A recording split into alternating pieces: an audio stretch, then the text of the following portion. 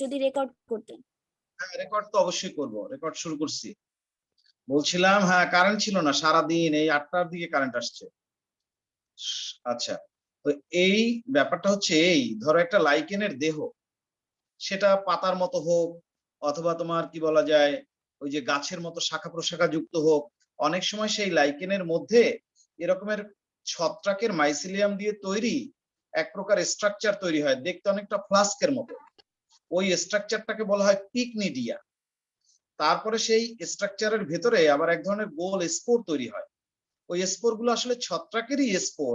সেই স্পোর গুলোকে বলা হয় পিকনিডিও স্পোর। সেগুলো বাতাসের চারপাশে ছড়িয়ে যেতে থাকে। এই স্পোর যখন কোনো একটা পাথরের উপরে বা গাছের উপরে গিয়ে পড়ে, সেইখানে যদি আবার ওই শৈবাল থাকে এককোষী, তাহলে সেইখানে এই ছত্রাকের মাইসিলিয়াম অঙ্কুরিত হয়ে ওই শৈবাল দিয়ে একত্রিত হয়ে একটা নতুন লাইকেন আবার তৈরি করতে পারে। এইভাবে ছত্রাক লাইকেনের দেহ থেকে যখন ফ্লাস্ক আকৃতির পিকনিডিয়া তৈরি হয়, আর পিকনিডিয়া থেকে যখন পিকনিডিও স্পোর তৈরি হয়, তাহলে সেটাও নিশ্চয়ই একটা অযৌন জনন। আমরা সেটার কথাই তখন বলতে গিয়ে নেট খারাপ থাকার কারণে আমরা বলতে পারিনি। এখন তাহলে আমরা একটা কাজ করি, আমরা ছত্রাকের অযৌন জননের আন্ডারে 1 সোরেডিয়া লিখেছি, 2 ইসিডিয়া লিখেছি, এখন 3 পিকনিডিয়া এই কথাটা লিখি।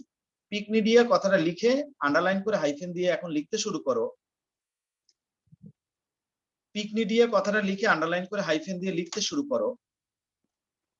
অনেক সময় লাইকেনের অভ্যন্তরে ছত্রাকের মাইসেলিয়াম দিয়ে তৈরি ফ্লাস্ক আকৃতির এক প্রকার গঠন তৈরি হয়। Flask, FLASK, flask. ফ্লাস্ক আকৃতির এক প্রকার গঠন তৈরি হয় যাকে পিকনিডিয়া বলে। অনেক সময় লাইকেনের অভ্যন্তরে ছত্রাকের মাইসিলিয়াম দিয়ে তৈরি ফ্লাস্ক আকৃতির এক প্রকার গঠন তৈরি হয় যাকে পিকনিডিয়া বলে। লেখা হলে বলিও।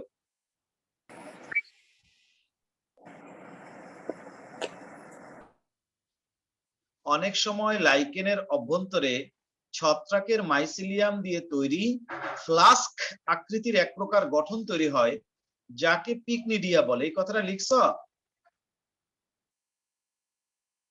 স্যার আবার একটু বলেন।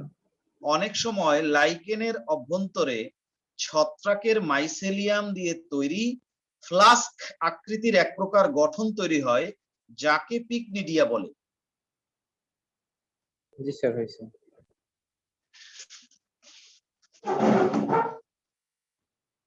অনেক সময় লাইকেনের অভ্যন্তরে ছত্রাকের মাইসিলিয়াম দিয়ে তৈরি ফ্লাস্ক আকৃতির এক প্রকার গঠন তৈরি হয় যাকে পিকনিডিয়া বলে। দাঁড়ি, এই পিকনিডিয়া থেকে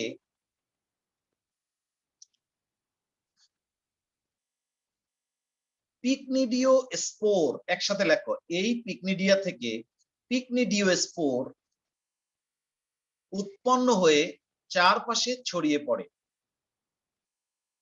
এই পিকনিডিয়া থেকে পিকনিডিও স্পোর উৎপন্ন হয়ে চারপাশে ছড়িয়ে পড়ে, যা অঙ্কুরিত হয়ে নতুন মাইসেলিয়াম জন্মলাভ করে। এই পিকনিডিয়া থেকে পিকনিডিও স্পোর উৎপন্ন হয়ে চারপাশে ছড়িয়ে পড়ে, যা অঙ্কুরিত হয়ে ছত্রাকের মাইসেলিয়াম জন্মলাভ করে। লিখতে পারছো? এই পিকনিডিয়া থেকে পিকনিডিও স্পোর উৎপন্ন হয়ে চারপাশে ছড়িয়ে পড়ে, যা অঙ্কুরিত হয়ে ছত্রাকের মাইসিলিয়াম জন্মলাভ করে। দাঁড়ি, এই মাইসেলিয়াম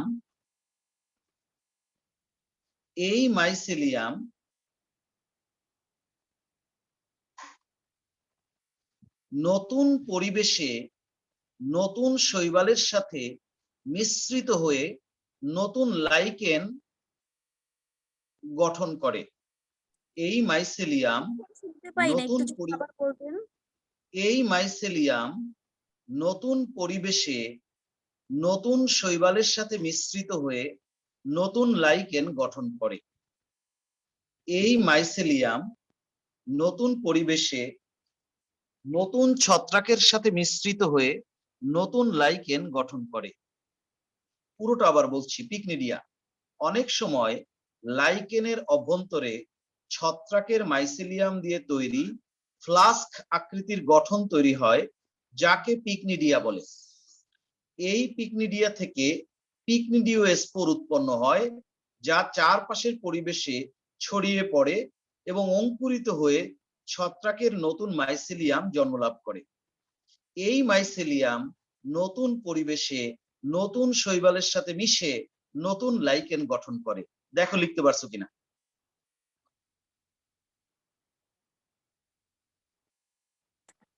স্যার নতুন কিসের সাথে মিশে? নতুন শৈবালের সাথে, কারণ লাইকেন তৈরি করতে হলে তো নতুন শৈবাল লাগবে। ছত্রাক আর শৈবাল না মিলিত হলে তো লাইকেন হবে না। পিকনিডিওস্পোর তো আসলে ছত্রাকের স্পোর, সে যেখানে গিয়ে পড়বে সে তো অঙ্কুরিত হয়ে নতুন ছত্রাকের মাইসিলিয়াম তৈরি করবে। সেইখানে যদি দেখা যাচ্ছে শৈবাল বসবাস করে, তাহলে এই মাইসিলিয়াম আর ওই শৈবাল একত্রিত হয়ে এখানে আবার একটা নতুন লাইকেন তৈরি করবে। বুঝাতে পেরেছি? জি স্যার। পিকনিডিয়া থেকে পিকনিডিওস্পোর উৎপন্ন হয়, যা চারপাশে ছড়িয়ে পড়ে এবং অঙ্কুরিত হয়ে নতুন মাইসিলিয়াম গঠন করে। এই মাইসিলিয়াম নতুন পরিবেশে নতুন শৈবালের সাথে মিশে নতুন লাইকেন গঠন করে। বুঝাতে পারছি? লিখতে পারছো? জি স্যার।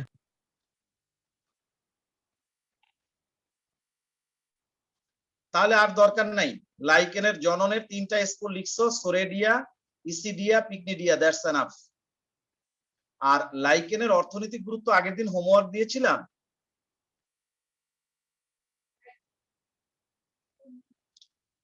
হ্যালো, লাইকেনের অর্থনৈতিক জি স্যার, গুরুত্ব কি শুনতে হোমওয়ার্ক দিয়েছিলাম? জি স্যার, ওটা বলছিলেন তো আগের দিন। কিন্তু কিন্তু মনে নাই না? অর্থনৈতিক গুরুত্বটা নোট করতে মনে নাই নাকি করছো? না স্যার, করি নাই, মানে ওই যে বাকি ছিল এর জন্য। হ্যাঁ, তাহলে আজকেই লাইকেনের অর্থনৈতিক গুরুত্ব স্টার চিহ্ন দিয়ে লিখে রাখো, সেটা বাসায় নোট করবা। এটার আমি সময় দিলাম না, আমি এখন তোমাদের প্রাণীবিজ্ঞান চ্যাপ্টারে নিয়ে যেতে চাই। অর্থনৈতিক গুরুত্ব প্রত্যেকটা ক্ষেত্রেই আমরা হোমওয়ার্ক দিয়ে থাকি। ছত্রাকেরও দিয়েছিলাম, শৈবালেরও দিয়েছিলাম, তার আগে ভাইরাসের, ব্যাকটেরিয়ার, এদের সবারই দিয়েছিলাম, এখন আবার লাইকেনের দিলাম। এটা আসলে নিজেরাই নোট করা যায়, এটা স্যারদের সাহায্য লাগে না। অর্থনৈতিক গুরুত্ব কিভাবে লিখতে হয় সেটা হচ্ছে, প্রথমে উপকারিতা লিখবা বা অপকারিতা লিখবা, যে কোনো একটা আলাদা করে লিখবা। অপকারিতা তার আন্ডারে 1, 2, 3, 4 যতগুলো খুঁজে পাও। তারপরে আবার লিখবা উপকারিতা। উপকারিতা। লাইকেন কিন্তু অনেক কাজে লাগে। লাইকেন দিয়ে লিটমাস তৈরি করা হয়, লাইকেন দিয়ে চামড়া ট্যানিং করার জন্য কেমিক্যাল তৈরি করা হয়, লাইকেন মাটি তৈরিতে একটা গুরুত্বপূর্ণ ভূমিকা রাখে। এই পৃথিবীর সমস্ত মাটি একসময় কিন্তু লাইকেনের কারণে তৈরি হয়েছে। তারপর হচ্ছে লাইকেন দিয়ে এক রকমের অ্যাসিড আহরণ করা হয়, যে অ্যাসিডের নাম হচ্ছে লিকানোনেরিক অ্যাসিড। সেই অ্যাসিড তোমার কি বলা যায়, তামাকের মোজাইক সহ অন্যান্য অনেক রোগ ভালো করার কাজে ব্যবহার করা হয়। লাইকেন দিয়ে হুপিং কাশি রোগের ওষুধ তৈরি করা হয়। এরকমের অনেক উদাহরণ আছে, এবং তোমরা অবশ্যই যে উপকারটাই লেখো বা অপকারটা লেখো, সেই লাইকেনটার বৈজ্ঞানিক নামটা অন্তত লিখে তারপর লিখবা, জেনাস লিখে তারপর লিখবা। ব্যাকটেরিয়া, ব্যাকটেরিয়া থেকে শুরু করে ব্যাকটেরিয়া, তারপর হচ্ছে তোমার ছত্রাক, তারপরে শৈবাল, তারপরে এখন লাইকেন, এদের প্রত্যেকটা ক্ষেত্রে যখন তুমি উপকারিতা বা অপকারিতা লিখবা, ওই শৈবাল বা ছত্রাক বা লাইকেনটার বৈজ্ঞানিক নামটা উল্লেখ করে তারপর সেই উপকারিতা বা অপকারিতাটা লিখবা, তাহলে এটা হবে সঠিক। আর যদি আন্দাজে খালি লিখে যাও লাইকেন দিয়ে এটা করা যায় ওটা করা যায়, এটা আসলে কোনো সঠিক হবে না। তো আশা করি সেই কাজটা তোমরা নিজেরাই করে নিবা। তো আমি এখন তোমাদেরকে ছত্রাক শৈবাল চ্যাপ্টারটার আনুষ্ঠানিক একটা সমাপ্তি করলাম। ঠিক আছে, মনে রেখো, ছত্রাক শৈবাল চ্যাপ্টারে তোমরা অনেক কিছু পড়েছো। সবার প্রথম শৈবাল পড়েছো, শৈবালের সাধারণ বৈশিষ্ট্য মনে রেখো, আমি বলে যাচ্ছি শুনে যাও। শৈবাল চ্যাপ্টার দিয়ে এখন আমি আর এখানে লিখে গিয়ে সময় নষ্ট করতে চাই না। শৈবালের সাধারণ বৈশিষ্ট্য পড়েছো, তারপর হচ্ছে শৈবালের প্রকারভেদ করেছো, নানা রকমের শৈবাল পড়েছো। তারপরে হচ্ছে শৈবালের জনন পড়েছো, অঙ্গজনন, অযৌন জনন, যৌন জনন পড়েছো। তারপরে একটা আদর্শ শৈবাল হিসেবে একটা শৈবাল কোষের গঠন পড়েছো। তারপরে আদর্শ শৈবাল হিসেবে ইউলোথ্রিক্স নামক একটা শৈবাল সম্পর্কে পড়েছো, তার লাইফ সাইকেলটা পড়েছো। তার শেষে আমি বলেছি যে শৈবালের অর্থনৈতিক গুরুত্বটা নিজেরা নোট করে নিবা। তারপরে আমরা ছত্রাকে এসেছি। ও আচ্ছা, আরেকটা জিনিস নিয়ে তো কথা বলা হলো না, সেটা হচ্ছে মানুষের যে দাঁত রোগ, ওটা নিয়েও তো মনে হয় তোমাদের কথা বলা হয় নাই, হয়েছে? না স্যার, আপনি বলছিলেন যে ওটা নিয়ে একটু বলবেন। ওহো, আসলে আমি ভুলে গেছি, এই যে এখন হঠাৎ মনে পড়েছে। ছত্রাক চ্যাপ্টার, লাইকেন চ্যাপ্টারের শেষে এই জিনিসটা একটু লেখো, যদিও এটা আসলে ছত্রাকেরই একটা অংশ, কিন্তু আমি ওখানে বলতে ভুলে গিয়েছিলাম। ছত্রাকের দুইটা রোগ আমরা হোমওয়ার্ক দিয়ে থাকি। এক হচ্ছে তোমার আলুর লেট ব্লাইট, যাকে বাংলায় বলে বিলম্বিত ধসা। হ্যাঁ, আলুর লেট ব্লাইট বা বিলম্বিত ধসা, এই রোগটার ব্যাপারে আমি একটু ধারণা তোমাদের দিয়েছিলাম, কিছু ছবিও দেখিয়েছিলাম। এটাও আমরা হোমওয়ার্ক দিয়েছিলাম এইভাবে, কারণ লিখতে হয়, যে জীবাণুটার কারণে আলুর লেট ব্লাইট হয় সেটা আমরা জানি, ফাইটোপথোরা ইনফেস্ট্যান্স। তারপরে তুমি ইচ্ছে করলে লিখতে পারো জীবাণুর ওই রোগের লক্ষণ, আলু গাছ অথবা আলুর ভেতরে কি কি লক্ষণ প্রকাশ পায় সেটা তুমি লিখবা, কারণ তারপর লক্ষণ। তারপরে লিখতে হয় জীবাণুর বৈশিষ্ট্য, এই জীবাণুটা দেখতে কেমন, ঠিক আছে, এটা কি এককোষী নাকি বহুকোষী, নাকি সিনোসাইটিক, না নাকি তোমার কি বলা যায় বহুকোষী, এগুলো সব আলোচনা এখানে আনতে হয়। তারপরে এটা কি ফ্রুট বডি তৈরি করে নাকি করে না, নানা কিছুই বলা যায় ছত্রাক সম্পর্কে। তারপরে হচ্ছে লিখতে হয় জীবাণুর বিস্তার। এই জীবাণুটা কিভাবে ছড়িয়ে পড়ে, এটা কি আলুর মাধ্যমে ছড়ায়, নাকি গাছের পাতার মাধ্যমে ছড়ায়, না কোনো পোকার মাধ্যমে ছড়ায়, নাকি মাটির মাধ্যমে ছড়ায়, না বাতাসের মাধ্যমে ছড়ায়, এই বিষয়টা এখানে উল্লেখ করতে হয়।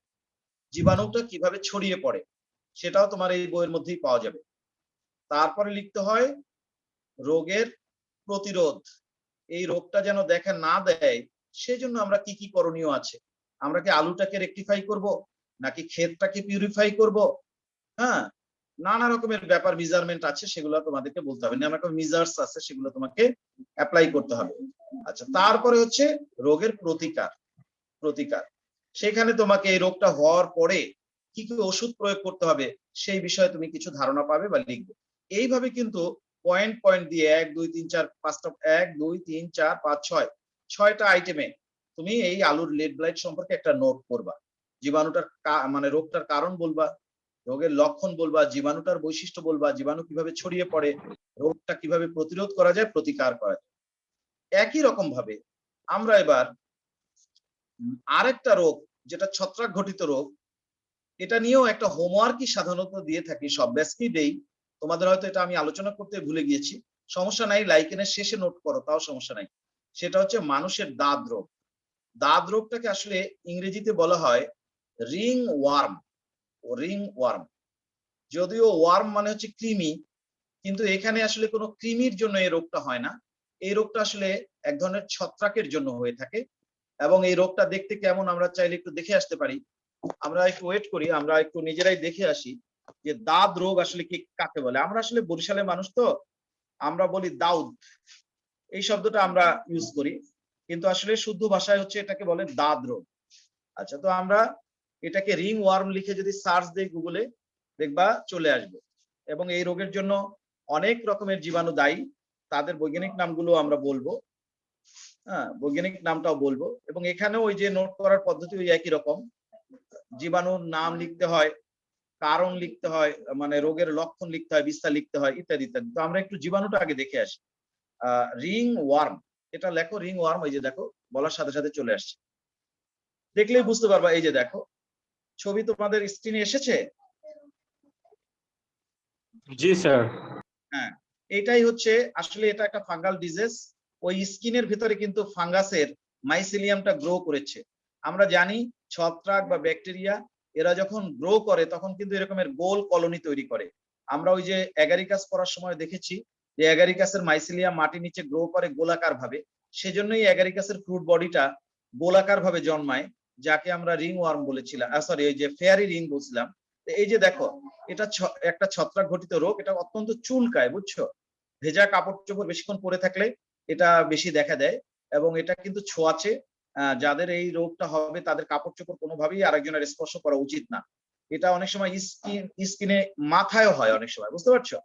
মাথায় হয়, তখন তোমার একেবারে মাথার চুল পর্যন্ত খসে পড়ে যায়। খুব ভয়ঙ্কর এটা রিং ওয়ার্ম। তুমি এখানে ইন হেড দাও, দেখবা কি অবস্থা হয়। ঠোঁটের চারপাশেও হয়, খুব বাজে। ছত্রাক ঘটিত রোগগুলো খুবই বাজে আসলে, এগুলো সহজে যেতে চায় না।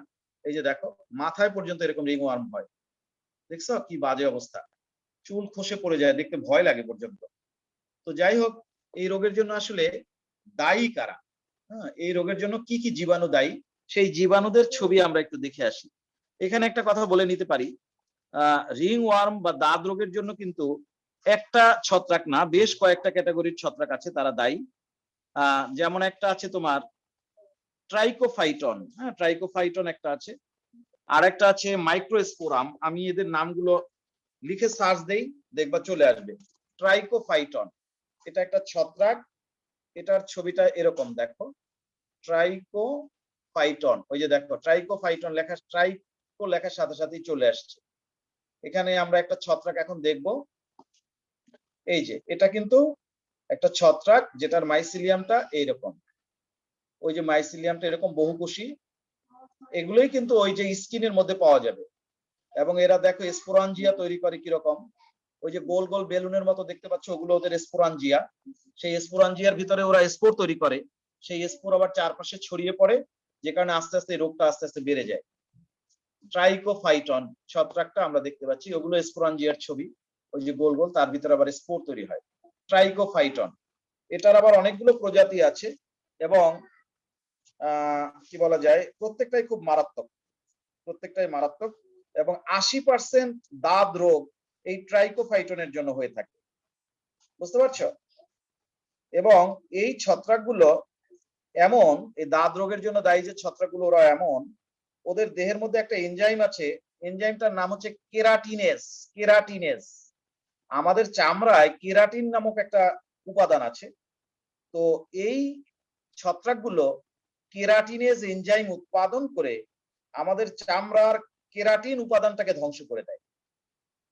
চামড়ায় একটা উপাদান আছে নাম কেরাটিন, সেই উপাদানটাকে ধ্বংস করে দেওয়ার জন্য একটা এনজাইম যথেষ্ট, যে এনজাইমের নাম হচ্ছে কেরাটিনেস।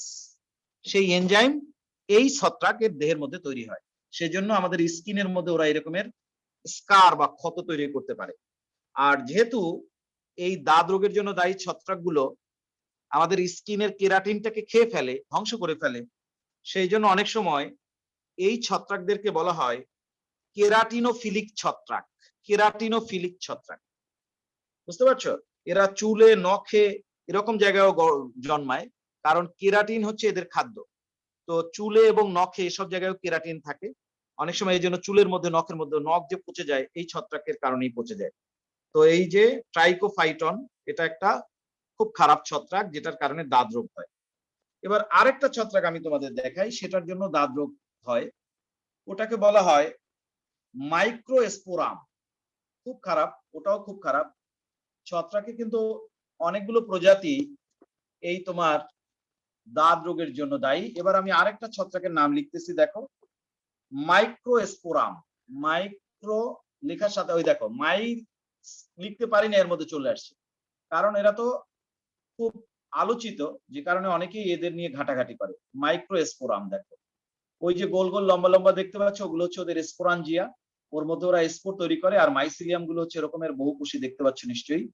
এগুলো কিন্তু ওই যে বায়োপসি করে যারা আসলে আক্রান্ত হয় তাদের দেহ থেকে স্কিন নিয়ে তারপরে কালচার করে তারপরে এই ছবিগুলো তোলা হয়। হ্যাঁ, এবং অনেক ক্ষেত্রেই কালচার না করা পর্যন্ত ঔষধ দিলে এগুলো কাজ করে না, কারণ ছত্রাকের জন্য যে ওষুধ দেওয়া হয় সেটা ছত্রাকের প্রজাতির উপর নির্ভর করে যে কোন ওষুধটা কার্যকর হবে। হ্যাঁ, অনুমান ভিত্তিক ওষুধ দিলে কাজ হয় না, সঠিক প্রজাতি নির্ধারণ করে তারপরে ওষুধ দিলে কাজ হয়। তা নাহলে অন্য ওষুধ দিলে কাজ হবে না। এই যে ছত্রাকটা এখন দেখতে পাচ্ছ, এটার নাম হচ্ছে মাইক্রোস্পোরাম। এটাও কিন্তু তোমরা যখন রেকর্ড দেখবা, এই ছবিগুলো তোমাদের রেকর্ডে চলে আসবে। রেকর্ডটা বারবার যদি তোমরা দেখো তাহলে মুখস্থ হয়ে যাবে। দেখো ওখানে লেখা আছে মাইক্রোস্পোরাম, শব্দটা কিন্তু ওই উপরের ছবির ঠিক নিচে লেখা আছে। তোমরা যদি আরো বেশি কিছু জানতে চাও, ওই যে মাইকোলজি অনলাইন এরকম একটা ওয়েবসাইট আছে, সেখানে ঢুকলেও তোমরা অনেক কিছু দেখতে পাবা। এবার আরেকটা ছত্রাক আমি দেখাবো, এটার নাম হচ্ছে এপিডার্মোফাইটন। এটার কারণেও এই দাঁত রোগ হয়ে থাকে। এবার আমি আরেকটা ছত্রাকের ছবি দেখার চেষ্টা করব। সেই ছত্রাকটার নাম হচ্ছে এপিডার্মোফাইটন। এপিডার্মোফাইটন, আমরা এপিডার্মোফাইটন লিখে সার্চ দিতে চাই।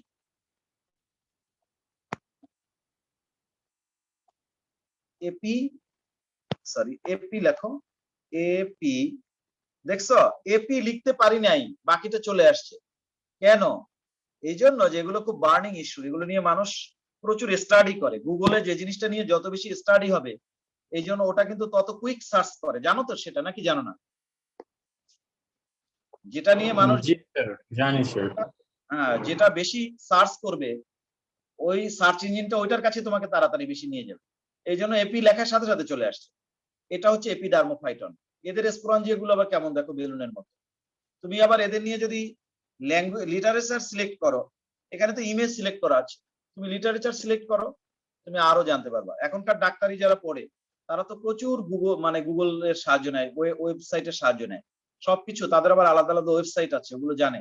টিচাররা সেসব ওয়েবসাইটের অ্যাড্রেস দিয়ে দেয়, ওরা সেই অনুযায়ী সারাদিন ওয়েবসাইটে ঢুকতে থাকে। এই যে এপিডার্মোফাইটন সম্পর্কে তুমি যা কিছু জানতে চাও, এই যে এটার জেনাস কি, স্পিসিস কি, এটা অ্যাসকোমাইকোটা বিভাগের ছত্রাক, দেখছো? এগুলো সব লেখা আছে এখানে। হ্যাঁ, এই যে এপিডার্মোফাইটন।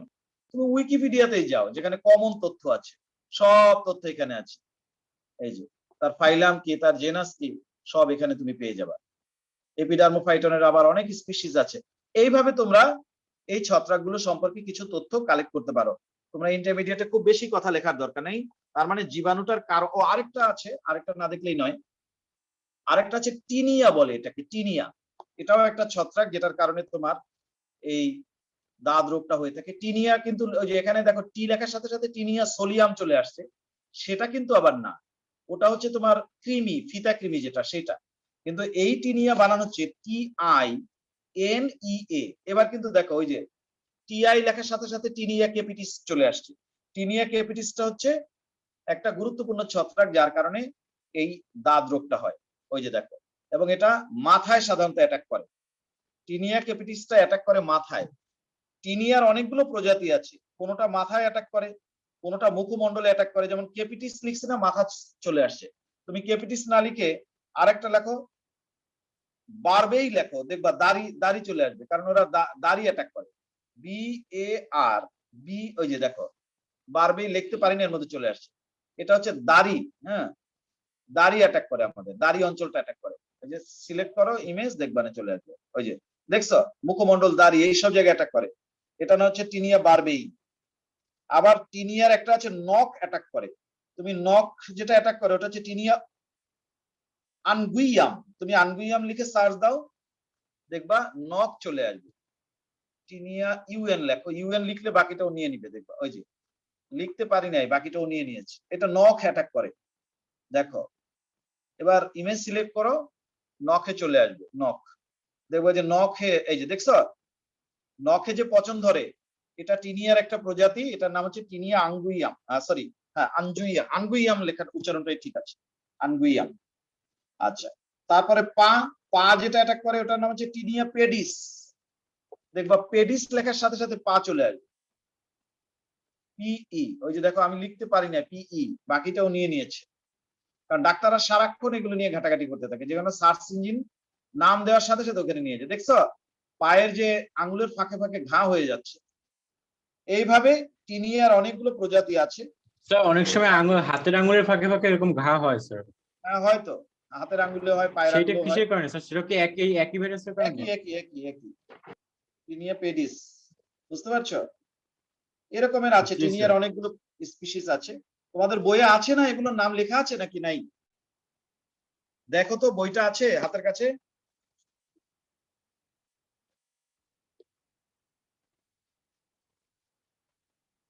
টিনিয়ার কোন কোন প্রজাতি কোন জায়গায় অ্যাটাক করে সেই তথ্যটা কি তোমাদের আছে? আজমলের বই তো পড়ো তোমরা, আছে নাকি সেখানে? বই আছে হাতের কাছে? জি স্যার, আছে, একটু বের করতে সময় লাগতেছে। হ্যাঁ দেখো, না থাকলে আমি দিয়ে দিচ্ছি, দেখো সেখান থেকেও তোমরা নিয়ে নিতে পারবা। এই যে এই ছবিটা আমি তোমাদের দিয়ে দিচ্ছি, এখান থেকে তোমরা স্ক্রিনশট দিয়ে রাখতে পারো, লাগলে গ্রুপেও দিয়ে দেওয়া যাবে, সমস্যা নাই। একটা ছবি আসছে তোমাদের? জি স্যার, আসছে। জি স্যার আসছে। এই যে এইগুলা কিন্তু ওই যে ভর্তি পরীক্ষা দিয়ে দেয়, ভর্তি পরীক্ষা দিয়ে দিলে তো না পারলে মুশকিল, তাই না? আর এই এই এই যে রোগগুলো, এই যে দাঁত রোগের জীবাণু, ছত্রাক, এগুলো সহজে মরতে চায় না। অ্যান্টিফাঙ্গাল ক্রিম দিতে হয়, এমন ক্রিম দিতে হয় যে ক্রিমের ভিতরে কিটোকোনাজল, মাইকোনাজল এইসব উপাদান থাকে। আর ওষুধ খেতে হয় এমন, যেমন গ্রাইসিওফুলভিন, টারবিনাফাইন, এরকমের ওষুধ খেতে হয়, খুব পাওয়ারফুল ওষুধ। এগুলো ছাড়া কিন্তু এই ছত্রাক ভালো হয় না, গ্রাইসিওফুলভিন না খেলে ভালো হয় না। স্যার এরকম কানকে আক্রান্ত করে এমন কোন ছত্রাক আছে স্যার? আছে, অবশ্যই আছে। নাই মানে ছত্রাক অ্যাটাক না করে এমন, তুমি ঘুমায় থাকবা, নাকের ভিতর দিয়ে ঢুকে তোমার ব্রেনের ভিতরে যায় মাইসিলিয়াম তৈরি করবে, এমন ছত্রাকও তো আছে। আমি মনে হয় স্যার কানে আক্রান্ত হয়েছি স্যার হ্যাঁ, ছত্রাক কানের দ্বারা। ভিতরেও আছে। কানের ভিতরে ছত্রাক থাকলে তোমার এটা কঠিন কিছু না, তুমি বাজারে হাইড্রোজেন পারক্সাইড কিনতে পাওয়া যায়, বুঝছো? জি স্যার। ওইটা কানের মধ্যে দিবা, দেখবা যে কানের ভিতরটা একদম পরিষ্কার করে উপচায় চলে আসবে, তারপরে সুন্দর করে ওটা ফেলে দিবা, কটন বাড দিয়ে মুছে ফেলবা, ছত্রাকের কাম শেষ।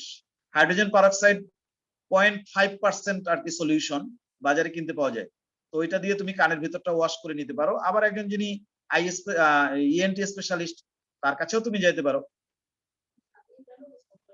বুঝতে পারছো? জি স্যার। ডাক্তারের কাছে গেলে 1000 টাকা নিবে এই আর কি, কিন্তু আসলে কাজটা খুব একটা কঠিন কিছু না। হাইড্রোজেন পারক্সাইড কানের মধ্যে দিলেই ছত্রাক মরে যায়, ওটা উঠে আসে, কান পরিষ্কার হয়ে যায়। তো আমরা একটা কাজ করি তাহলে, আর কথা না বাড়াই, এই জিনিসটাও তোমরা একটু হোমওয়ার্ক নিবা। সেটার জন্য আমি একটা তোমাদের ওইরকম লিখে দেই, নিচে একটা স্টার চিহ্ন দাও। হ্যাঁ, স্টার চিহ্ন দিয়ে এই যে, তবে কানের ভিতরে যদি আসলে ছত্রাক গ্রো করে, ওটা কিন্তু তাড়াতাড়ি ক্লিন করা দরকার, তার না হলে ছত্রাকের মাইসিলিয়াম এমন তোমার কানের পর্দা ভেদ করে ওই পাশে চলে গেলে, অন্তঃকর্ণে চলে গেলে ব্রেনে চলে যাবে। জিনিসটা কিন্তু আসলে হেলাফেলার না, বুঝছো না? ছত্রাক খুব খারাপ। এখন যে জি ব্ল্যাক স্যার। ফাঙ্গাস আসছে, দেখতেছো তো, তোমার হ্যাঁ নাকের স্যার, ভিতর দিয়ে, চোখ একদম নষ্ট করে ফেলায় সবকিছু। নাকের ভিতর দিয়ে ঢুকে ব্রেনের মধ্যে মাইসিলিয়াম গ্রো করবে। দেখা যাবে যে 1 সপ্তাহের মধ্যে তোমার মাইসিলিয়ামে পুরো ব্রেন ভরে যাবে, চোখ ভরে যাবে। আর এটা কোন ওষুধে ভালো হবে না, মানে ভয়ঙ্কর ভয়ঙ্কর ভয়ঙ্কর, মানে অত্যন্ত ভয়ঙ্কর, করোনা ভাইরাসের চেয়েও বেশি ভয়ঙ্কর। তো সেই সব দিক থেকে আল্লাহ আমাদেরকে সবাইকে রক্ষা করুক, আমরা সাবধানে থাকার চেষ্টা করি। মাস্ক আসলে করোনার জন্য না, মাস্ক আসলে সবসময়ের জন্য ম্যান্ডেটরি হিসেবে ইউজ করা উচিত, এটা আরো আগে থেকেই করা উচিত ছিল। হ্যাঁ, মাস্ক আসলে এমনিতেই ইউজ করা উচিত, বাইরে তো ধুলাবালি থাকেই, তো এটা তো স্বাভাবিক। তো আমরা একটা কাজ করি, একটা স্টার চিহ্ন দেই, স্টার চিহ্ন দিয়ে লেখো মানুষের, হ্যাঁ লেখো মানুষের দাঁত রোগের কি কি নোট করবা, ওই যে এরকম কারণ কমা দিয়ে লেখো, লক্ষণ, জীবাণুর বয়স, কারণ মানে হচ্ছে জীবাণুগুলোর নাম লিখবা, এখানে সবগুলো জীবাণুর নাম লিখবা, মাইক্রোস্পর যে কটা বললাম দেখাইলাম, টিনিয়া, ট্রাইকোফাইটন, মাইক্রোস্পার্মা, যতগুলো দেখাইছে তোমার বইয়ের মধ্যে যতগুলো আছে সবগুলোর নাম কমা দিয়ে লিখবা। তারপর লক্ষণ লিখবা, জীবাণুটার বৈশিষ্ট্য কিরকম সেটা, জীবাণুটার বৈশিষ্ট্য যদি তুমি জানতে চাও তাও গুগল করলে তুমি জেনে যাবা, বুঝতে পারছো? Morphology of Microsporum, morphology of tinea, অথবা মরফোলজি অফ ওই যে কি বলা যায় ট্রাইকোফাইটন, এটা লিখলেই তো চলে আসবে। মরফোলজি মানে হচ্ছে তার অঙ্গ সংস্থান, তখনই ওখানে তুমি সব পেয়ে যাবা। তো সেটা জীবাণুর বৈশিষ্ট্যের মধ্যে লিখবা, খুব বেশি না, দুই একটা লাইনের মধ্যে লেখা শেষ করবা। তারপর জীবাণুর বিস্তার, কিভাবে এই জীবাণুটা ছড়ায়, তারপর রোগের প্রতিরোধ, এই জীবাণুটা যেন আমাদের দেহের মধ্যে না আসতে পারে সেজন্য আমি কি কি সাবধানতা অবলম্বন করব, আর প্রতিকারের মধ্যে ওষুধের নাম লিখবা, যে যদি জীবাণুটা আক্রমণ করে তখন আমরা কি করব, কি ধরনের অয়েন্টমেন্ট ইউজ করব, অথবা কি ধরনের আমরা ওরাল মেডিসিন খাবো, সেগুলো সব তুমি সেখানে লিখবা। তো এটারও একটা হোমওয়ার্ক তোমরা করে নিবে ইনশাল্লাহ। সেটা হচ্ছে মানুষের দাঁত রোগের কারণ, লক্ষণ, জীবাণুর বৈশিষ্ট্য, জীবাণুর বিস্তার, রোগের প্রতিরোধ, প্রতিকার। এগুলো ইজি জিনিস, এগুলো নিজেরাই গুগল করে একটু বইটই ঘেটে, ইন্টারেস্টিং তো নিজেরাই নোট ডেভেলপ করা যায়। আর মাঝে মধ্যে কিছুটা কাজ নিজেরা হোমওয়ার্ক করলে নিজেদের ক্রিয়েটিভিটি বাড়ে, হ্যাঁ, কনফিডেন্সটা বাড়ে। সবকিছুই যদি আমি করে দিতে চাই তাহলে তোমাদের যেমন টাইম বেশি লাগবে, আবার তোমাদের ক্রিয়েটিভিটিও নষ্ট হয়ে যাবে। এই জন্য আমরা এই রোগের যে পার্টটা, এটা আমি কিন্তু সব সময়, সব ব্যাচে, সব বছর হোমওয়ার্ক দিয়ে থাকি। তবে কিছু স্টুডেন্ট থাকে যারা একটু স্লাগিশ, তারা আবার এটাকে ফেলে রাখে, নোট করে না। হ্যাঁ, কিন্তু পরীক্ষা কিন্তু এগুলো থেকেই আসে, ভর্তি পরীক্ষায়ও আসে, আবার দেখা যাচ্ছে বোর্ডের পরীক্ষাতেও কিন্তু এইসব জায়গা থেকে প্রশ্ন আসে। সুতরাং হোমওয়ার্কটাকে কখনো অপ্রয়োজনীয় ভেবে ফেলে রাখলে কিন্তু তুমি বিপদে পড়ে যাবা। হ্যাঁ, আমি পরের ক্লাসের আগেই এই অংশগুলো নোট তোমরা নিজেরা করে নাও। আর এখন তো গুগল থেকেই অনেক সুন্দর রিচ তথ্য নেওয়া যায়। তো ঠিক আছে, আমরা এখন কি তাহলে ছত্রাক চ্যাপ্টারটা শেষ করতে পারি? ছত্রাক শৈবাল চ্যাপ্টারটা শেষ করতে জি পারি? স্যার, এখন তো শেষ হয়েছে সব। এখন শেষ করতে পারি, হ্যাঁ। তাহলে যা কিছু বললাম সব শেষে আবার একটা কথা, একটাই কথা, শৈবালের সাধারণ বৈশিষ্ট্য পড়বা, শৈবালের প্রকারভেদ পড়বা, বিভিন্ন রকমের যে শৈবাল, একটা আদর্শ শৈবাল কোষের গঠন পড়বা, তারপরে হচ্ছে একটা আদর্শ শৈবালের লাইফ সাইকেল যেটা ইউলোথ্রিক্স, সেটা পড়বা, আর শৈবালের অর্থনৈতিক গুরুত্ব সেটা পড়বা। তারপরে আমরা ছত্রাক করেছি, সেখানে ওই একই রকম ছত্রাকের সাধারণ বৈশিষ্ট্য পড়বা, শৈবাল এবং ছত্রাকের মধ্যে তুলনা করবা। হ্যাঁ, শৈবাল এবং ছত্রাকের মধ্যে তুলনা করবা, বৈশিষ্ট্যের মধ্যে তুলনা করলেই হয়ে যাবে। অনেক সময় এরকম আসে, ছত্রাকের কিছু বৈশিষ্ট্য উদ্ভিদের মতো, কিছু বৈশিষ্ট্য প্রাণীর মতো। কি কি বৈশিষ্ট্য আছে প্রাণীর মতো? ওই যে সঞ্চিত খাদ্য গ্লাইকোজেন, হ্যাঁ, এটা কাইটিন নামক শর্করা থাকে, এটা থাকার কথা না, এটা থাকে সাধারণত প্রাণীদের। নিজের খাবার নিজে তৈরি করতে পারে না, এগুলো প্রাণীর বৈশিষ্ট্য। এইভাবে ছত্রাকের উদ্ভিদ এবং প্রাণী দুইটা বৈশিষ্ট্য আছে, সেগুলো পড়লাম। তারপরে হচ্ছে ছত্রাকেরও তো তোমার ওই ইয়ে আছে, বংশবৃদ্ধির পদ্ধতিটা আছে, জনন যেটাকে বলে, অঙ্গজ, যৌন, যৌন, সেগুলো পড়বা। নানা রকমের স্পোরের কথা বলেছি, সেগুলো পড়বা। তারপরে আবার ইয়ে করবা, একটা আদর্শ ছত্রাকের গঠন, আমরা কয়েকটা ছত্রাকের ছবি আঁকছি, আমরা পেনিসিলিয়াম আঁকছি, অ্যাগারিকাস আঁকছি, তারপর হচ্ছে রাইজোপাস, মিউকর, এগুলোর ছবি একটু আঁকবা, নিজেরা শিখবা। তারপর হচ্ছে অ্যাগারিকাসের যে লাইফ সাইকেল বা অ্যাগারিকাসের যে ফ্রুট বডির গঠনটা, তার গিলের স্ট্রাকচারটা পড়বা। সবশেষে ছত্রাকের একটা তুমি অর্থনৈতিক গুরুত্ব সুন্দর করে নোট করবা। তারপরে আমরা এসেছি লাইকেনের এখানে, লাইকেনের ওই যে প্রকারভেদ গুলো পড়বা, হ্যাঁ, আবাসস্থলের উপরে ভিত্তি করে, দৈহিক গঠনের উপর ভিত্তি করে, আর সেক্ষেত্রে লাইকেনের একটা অর্থনৈতিক গুরুত্ব পড়বা। আর পড়েছি কি এই চ্যাপ্টারে, আলুর লেড ব্লাইট রোগের কারণ, লক্ষণ, বিস্তার, প্রতিরোধ, প্রতিকার, আর হচ্ছে মানুষের দাঁত রোগের কারণ, লক্ষণ, বিস্তার, প্রতিরোধ, প্রতিকার। আমার তো মনে হয় যে ছত্রাক শৈবাল চ্যাপ্টারে এর বাইরে আসলে তেমন কিছু নাই। যারা পড়েছো, যাদের থরলি স্টাডি করা হয়েছে অলরেডি, তারা বলো আসলে কি এর বাইরে আর কিছু আছে? স্যার স্যার একটা ছিল, কথা ছিল স্যার। বলো বলো।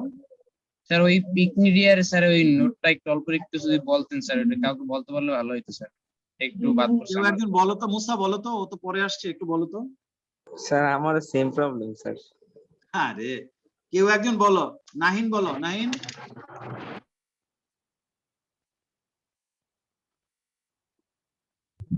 স্যার, অনেক সময় লাইকেনের অভ্যন্তরে ছত্রাকের মাইসেলিয়াম দিয়ে তৈরি ফ্লাস্ক আকৃতির এক প্রকার গঠন সৃষ্টি হয়। এই পিকনিডিয়া থেকে পিকনিডিয়া যাকে স্পোর পিকনিডিয়া বলে সেটা লিখবা না। ফ্লাস্ক আকৃতির এক প্রকার গঠন সৃষ্টি হয়, যাকে পিকনিডিয়া বলে, সে কথাটা বলবা না। তারপরে হ্যাঁ বলো। স্যার, আমি মধ্যে ডিসকানেক্টেড হয়ে গেছিলাম। ওই যে মুশকিল, হ্যাঁ। স্যার আমি তারপরে অ্যাকচুয়ালি এই পর্যন্ত লিখছি স্যার, ওই যা অঙ্কুরিত হয় ছত্রাকের মাইসেলিয়াম স্যার, এতটুকু আর পাইনি। আচ্ছা স্যার আমি বলছি স্যার, হ্যাঁ বলো বলো। অনেক সময় লাইকেনের অভ্যন্তরে ফ্লাক্স আকৃতির এক প্রকার গঠন তৈরি হয়, যাকে পিকনিডিয়া বলে। এই পিকনিডিয়া থেকে পিকনিডিওস্পোর উৎপন্ন হয়ে চারপাশে ছড়িয়ে পড়ে, যা অঙ্কুরিত হয়ে নতুন মাইসেলিয়াম জন্মলাভ করে। এই মাইসেলিয়াম নতুন পরিবেশে নতুন শৈবালের সাথে মিশ্রিত হয়ে নতুন লাইকেন গঠন করে। গুড, তৌফিক খুব সুন্দর বলেছে। শুনছো সবাই, শুনছো? যাদের একটু গ্যাপ আছে তারা মিলায় না, হ্যাঁ। স্যার লাস্ট লাইন আবার একটু বলতে বলবেন? আবার বলো তৌফিক। এই মাইসেলিয়াম নতুন পরিবেশে নতুন শৈবালের সাথে মিশ্রিত হয়ে নতুন লাইকেন গঠন করে। জি স্যার, থ্যাংক ইউ। তোমরা দুইজন তো একই কলেজ, তাই না? জি স্যার। তৌহিদ আর তৌফিক। জি স্যার, সেম কলেজ। ও গ্রুপ 6, আমি গ্রুপ 7। ও নটরডেম না দুইজনই? জি স্যার। হ্যাঁ স্যার। ওই নাবিল, তারপরে তৌফিক, আমি, তৌহিদ স্যার। ঠিক আছে, তৌহিদ আর আমি এক গ্রুপে। একই গ্রুপে আছে, তাহলে তো আরো ভালো। আচ্ছা, তাহলে এবার আমরা ওই ইসে চলে যাই, রক্ত চ্যাপ্টারে চলে যাই। রক্ত চ্যাপ্টারে তো ভেজাল ভেজাল হচ্ছে, কারো কারো অনেক দূর আগায় গেছি, আর কারো কারো অনেক পিছনে আছি। এখন তোমরা কোন পর্যন্ত, সবার পেছনে কারা আছে স্যার, সেটা বলো। স্যার আমরা যারা রক্তচাপ শনিসম পর্যন্ত আসছিলাম, বুঝছিলাম স্যার, আমি বলি রক্তচাপ স্যার, শেষে ছিল। আমরা যারা শনিসম বুঝছিলাম স্যার, আমাদের একটা ক্লাস সম্ভবত একটু মিস হয়েছিল, এর জন্য আমরা একটু পিছাই আছি স্যার। আচ্ছা, আমাদের ঠিক আছে। পড়াইছিলেন রক্তচাপ নিয়ন্ত্রণের ওই নোটটা স্যার পড়াইছিলেন, যে আচ্ছা, এডিএস নিয়ন্ত্রণ স্যার এইসব বিষয়ে পড়াইছিলেন। হ্যাঁ, হ্যাঁ, আর শেষ লাইনটা স্যার বলবো, আপনি মানে শেষ বলো বলো বলো। তো শেষ লাইনটা ছিল যে কোনো ব্যক্তির রক্তচাপ স্বাভাবিকের চেয়ে বেড়ে বা কমে গেলে মস্তিষ্ক বিভিন্ন অঙ্গ প্রত্যঙ্গের মাধ্যমে তা ঠিক করার চেষ্টা করে স্যার। এইটুকু ছিল, এই ও পর্যন্ত। বুঝছি, তার মানে ওই আইটেমটা পুরোই রয়ে গেছে। মস্তিষ্ক কিভাবে রক্তচাপ নিয়ন্ত্রণ করে সেই আইটেম পুরোটাই রয়ে গেছে, তাই না? না স্যার, ওইটা পড়াইছেন স্যার, ওই যে কিভাবে এডিএস বাড়ে কমে স্যার, ওগুলা আগে বলছিলেন, ওটা ছিল শেষ লাইন, মানে ও, বুঝছি উপসংহার ছিল। বুঝছি। তাহলে আমি এখন একটা কাজ করি, এই চ্যাপ্টারের সমস্ত আইটেম গুলো আমি এখানে একটু তুলি, তারপরে আমি সবশেষে তোমরা বলবা, সবাই বলবা যে আমরা এই আইটেম শেষ হয়েছে, এই আইটেম বাকি রয়েছে। আমি প্রথম থেকে সব বলি, এই চ্যাপ্টারের প্রথম থেকে যা কিছু আছে বা যা কিছু আমাদের পড়তে হবে। প্রথমে হচ্ছে রক্তের একটা সংজ্ঞা দিব, রক্ত রক্ত এক প্রকার তরল যোজক কলা, ইত্যাদি ইত্যাদি। রক্ত সম্পর্কে প্রথমে একটা লাইন বললাম। তারপরে হচ্ছে রক্তের উপাদান সমূহ, এখানে আমি একটা প্রথমে চার্ট দিব, সেই চার্টের মধ্যে মেনশন করব যে বিশেষ করে রক্ত রসটা, ওইটা সবচেয়ে বেশি এমফাসিস দিয়ে ওটার কত পার্সেন্ট, এটার মধ্যে কি কি আছে না আছে। আর এই পাশে হচ্ছে রক্ত কণিকা, একটা চার্ট দিব। আচ্ছা, তারপরে আলাদাভাবে রক্ত রসের গঠন এবং কাজ, এটার একটা আলাদা নোট দিব। এখানে টেবিলের মধ্যে যে জিনিসটা আসবে চার্টের মধ্যে, তার ম্যাক্সিমামটাই আবার এই লেখার মধ্যে রিফ্লেক্ট করবে রক্ত রস সম্পর্কে। তারপরে আসবে হচ্ছে তোমার এই রক্তের কণিকা। কণিকা তো আমরা একদম ডিটেলস পড়বো, হ্যাঁ, সেখানে লোহিত রক্ত কণিকা, হ্যাঁ, শ্বেত রক্ত কণিকা, তারপরে অনুচক্রিকা, হ্যাঁ, প্রত্যেকটারই উৎপত্তি, গঠন, কাজ ইত্যাদি ইত্যাদি সবকিছু সেখানে ডিটেলস আসবে। গেল রক্তরস, রক্তকণিকা। তারপরে একটা আইটেম আসবে, এটার নাম হচ্ছে লসিকা। হ্যাঁ, এই লসিকা জিনিসটা কোথায় থাকে, আমাদের দেহের মধ্যে কোন কোন জায়গায় লসিকা বেশি উৎপন্ন হয় এবং লসিকা কি কাজ করে ইত্যাদি ইত্যাদি সম্পর্কে একটা নোট আসবে, লসিকা সোজা হিসেবে। হ্যাঁ, আমাদের দেহের মধ্যে লসিকার নাম কি, কোথায় থাকে, কি কাজ করে, এগুলো সম্পর্কে একটা কনসেপ্ট আমাদের দিতে হবে। গেল এটা। তারপর আরেকটা জিনিস আসবে, ওটা বাদ করছে, রক্ত তঞ্চন বা রক্ত জমাট বাঁধা। রক্ত জমাট বাঁধতে যে 13টা ফ্যাক্টর লাগে, সেটার নামগুলো লিখবো। তারপরে কি কেমিক্যাল রিয়াকশনের মাধ্যমে রক্তটা জমাট বাঁধে, সেখানে অনুচক্রিকার ভূমিকা কি বা লোহিত রক্তকণিকার ভূমিকা কি বা ফাইব্রিনোজেনের ভূমিকা কি, সব একটা কেমিক্যাল রিয়াকশন দিয়ে লিখবো, যা হচ্ছে রক্ত জমাট। আচ্ছা, তারপরে এটা আগে আর কি, লসিকাটার আগেই হচ্ছে রক্ত জমাটটা। আচ্ছা, তারপরে যেটা আসবে সেটা হচ্ছে আসবে মানুষের হৃৎপিণ্ড। হৃৎপিণ্ড সম্পর্কে প্রথমে কি করব আমরা, হৃৎপিণ্ডটা কোথায় থাকে, তার বাহ্যিক গঠন কেমন, সেগুলো আমরা সব বলবো। তারপরে আমরা তার অভ্যন্তরীণ গঠন কেমন সেটা আমরা বলবো। হ্যাঁ, তার ভিতরে কি কি প্রকোষ্ঠ আছে, তার ভিতরে কি কি শিরা আছে বা ধমনী আছে, সব সম্পর্কে আমরা বলবো। কপাটিকা আছে কোথায়, কি কি নাম, সব বলবো। তারপরে হচ্ছে হৃৎপিণ্ডের ভেতরে যে রক্ত চলাচল করে, হ্যাঁ, সেই রক্তের যে প্রবাহ পথ, রক্তের প্রবাহ পথ, কোন দিক দিয়ে রক্ত এসে কোন দিকে যায় হৃৎপিণ্ডের মাধ্যমে, সেটার একটা নোট আমরা দাঁড় করাবো। ঠিক আছে, তারপরে আমরা কি করব, তারপরে আমরা পড়বো হচ্ছে ওই যে হৃৎপিণ্ডের সংযোগী কলা সমূহ, যেখানে তোমার পেসমেকার, তারপরে হচ্ছে তোমার reserve pacemaker, bundle of his, Purkinje fibre, এগুলো সব চলে আসবে সেখানে, যেগুলোকে বলা হয় হৃৎপিণ্ডের সংযোগী কলা। আচ্ছা, কিভাবে হৃৎপিণ্ডের কাজ করে, সংকোচন প্রসারণ, সেগুলো এখানে চলে আসবে কিছুটা। তারপরে যেটা একটু বলবো সেটা হচ্ছে হৃদস্পন্দন কাকে বলে, হৃদস্পন্দন কাকে বলে, তারপরে হচ্ছে হৃদচক্র কাকে বলে, কার্ডিয়াক চক্র কাকে বলে, তারপর হচ্ছে ওই লাবডাব যে শব্দ হয়, হার্ট বিট করে যখন লাবডাব শব্দ হয়, কেন হয়, কোন কপাটিকা বন্ধ হওয়ার কারণে হয়, সেসব কথাগুলো আমরা বলবো। তারপরে আমরা যেটা বলবো সেটা হচ্ছে রক্তচাপ। রক্তচাপ কাকে বলে, সেখানে আমরা উচ্চ রক্তচাপ, নিম্ন রক্তচাপ, এগুলো বলবো। ঠিক আছে, রক্তচাপ বলবো। উচ্চ রক্তচাপ কাকে বলে, নিম্ন রক্তচাপ কাকে বলে সেটা বলবো। তারপরে আসবে রক্তচাপ নিয়ন্ত্রণ। এখন এই রক্তচাপ নিয়ন্ত্রণের এখানে একটা আইটেম আছে, রক্তচাপ নিয়ন্ত্রণের ক্ষেত্রে মস্তিষ্কের একটা ভূমিকা আছে, স্নায়বিক নিয়ন্ত্রণ। ঠিক আছে, মস্তিষ্ক কিভাবে রক্তচাপ নিয়ন্ত্রণ করে, সেখানে আমাদের একটা ছবি আঁকতে হয়, ওই যে হার্টের ছবি আঁকবো, সেখান থেকে যে অ্যাওর্টিক আর্চ বের হয়, তারপর আবার এদিকে যে দুইটা ক্যারোটিড ধমনী যায়, এদের গায়ে গায়ে যে ব্যারোরিসেপ্টর থাকে, আবার মস্তিষ্কের যে পন্স এবং মেডুলা অবলঙ্গাটার সাথে এদের আবার কানেকশন থাকে হেরিং স্নায়ুর মাধ্যমে, ভেগাস স্নায়ুর মাধ্যমে। তারপর তারা যে তথ্য আদান প্রদান করে এবং সেখানে যে ব্যারোরিসেপ্টর কি ভূমিকা পালন করে সেগুলো আসবে।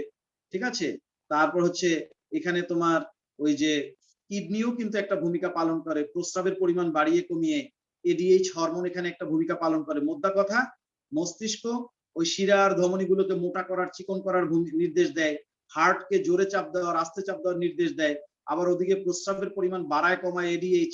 এই সবকিছু মিলিয়ে রক্তচাপ নিয়ন্ত্রণের একটা মেকানিজম আমাদের শরীরের মধ্যে আছে। এটা স্যার, এই আমাদের পর্যন্ত হয়েছে স্যার, এই একেবারে এই পর্যন্ত পর্যন্ত। হয়েছে। জি স্যার, এই রক্তের চাপ বেশি হলে যে এই মস্তিষ্কের যে কাজটা, রক্তচাপ কম হলে যে কাজটা, এই পর্যন্ত হয়েছে। আচ্ছা, এইখানে কিন্তু অনেকগুলো বিষয় আমি বলেছি। রক্তচাপ নিয়ন্ত্রণের ক্ষেত্রে উচ্চচাপ ব্যারোরিসেপ্টর আছে, নিম্নচাপ ব্যারোরিসেপ্টর আছে। হ্যাঁ স্যার, এগুলো সব তারপর বলা হয়েছে। এগুলো সব বলা মানে নোট করা হয়েছে তো? জি স্যার, নোট জি স্যার। করেছি। তাহলে তো অসুবিধা কিছু নাই। তাহলে এখন তোমাদের যে জায়গায় যেতে হবে সেটা হচ্ছে মানুষের শিরা এবং ধমনীগুলো, এগুলো নিয়ে তোমাদের জানতে হবে। তাহলে এই চ্যাপ্টার শেষ। বুঝতে পারছো? মানুষের জি স্যার।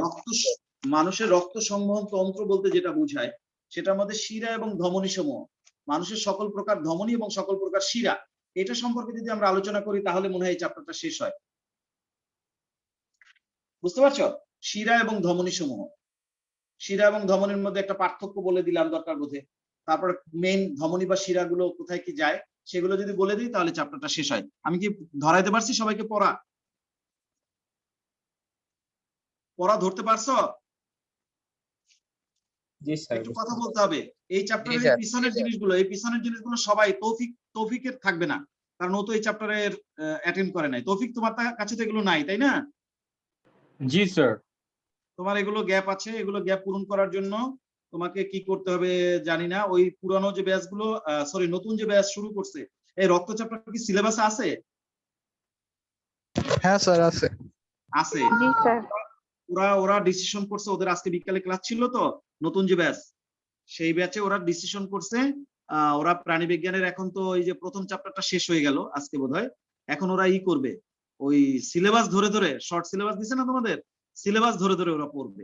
তো সিলেবাস ধরে যদি পড়ে, ওদের তো প্রাণীবিজ্ঞানের প্রথম চ্যাপ্টার শেষ হইলো। তোমরা, আমি এখনো সিলেবাস কিন্তু মুখস্থ করি নাই, দেখিও নাই ভালো করে। এর পরের চ্যাপ্টার কোনটা ধরবে তা তো জানি না, সিলেবাসে কোনটা আছে। তো তোমরা একটা কাজ করবা, যারা ধরো ওই পেছনের ব্যাচ থেকে আসছো, হ্যাঁ, তৌফিক বা এরকম যদি আরো কেউ থাকো, তাহলে ওই পেছনের চ্যাপ্টার যেগুলো ওরা পড়বে এরপর, ওইগুলোতে ওদের সাথে ক্লাস করতে হবে, তা নাহলে তো এই গ্যাপ আর পূরণ করতে পারবে না। বুঝতে পারছো? এবং অনলাইন ব্যাকআপ একটা ব্যাচ আছে না, অনলাইন ব্যাকআপ ব্যাচ, অনলাইনে ব্যাকআপ করে এরকম জি একটা স্যার। ব্যাচ আছে না তোমাদের? সেই হ্যাঁ ব্যাচেও স্যার। কিন্তু ওই স্ট্র্যাটেজি ফলো করব আমরা, যে সিলেবাসে কোনটা কোনটা আছে আগে সেই চ্যাপ্টার শেষ করব, তারপর সিলেবাসের বাইরের গুলো পরে ধরবো। বুঝতে পারছি? তো এই কথাটা স্যার, প্রথম দিক তাদের দিয়ে জন্য। সবই আছে, খালি কোষ রসায়ন বাদ দিছে, ওই মানে প্রথম দিক দিয়ে আর কি। অবশ্যই। স্যার প্রাণীবিজ্ঞানে থার্ড কোন কোন চ্যাপ্টার, চ্যাপ্টার আছে দেখছো? স্যার এই যে হ্যাঁ? ইসের স্যার স্যার বোটানি। প্রাণী বিজ্ঞানে স্যার ষষ্ঠ অধ্যায় বাদ দিছে, অষ্টম, নবম, দশম আর দ্বাদশ। ও, বুঝছি। মানে স্যার প্রথম দিক থেকে স্যার 5টা অধ্যায় একদম কন্টিনিউ, তারপরে হচ্ছে আস্তে আস্তে বাদ দিছে। বুঝছি। তাহলে তো মানে এটা বলার কারণ হচ্ছে এই, এখানে যদি এমন কেউ থেকে থাকো যে এই চ্যাপ্টারের প্রথম দিকের জিনিসগুলো পাও নাই, এখন এসে অ্যাটেন্ড করলে সামনে এই চ্যাপ্টারে তো খালি একটু শেষের দিকের কথা বলবো, প্রথম জিনিসগুলো তো তোমার লাগবে। এবং এই চ্যাপ্টারটা তো কতটা ইম্পর্টেন্ট, কতটা আমি প্যাশন নিয়ে পড়াইছি তা তো যারা ক্লাস করছো তারা জানো, এবং কতটা শিখতে পারছো সেটাও জানো, বা বইয়ের মধ্যে কি আছে সেটাও জানো।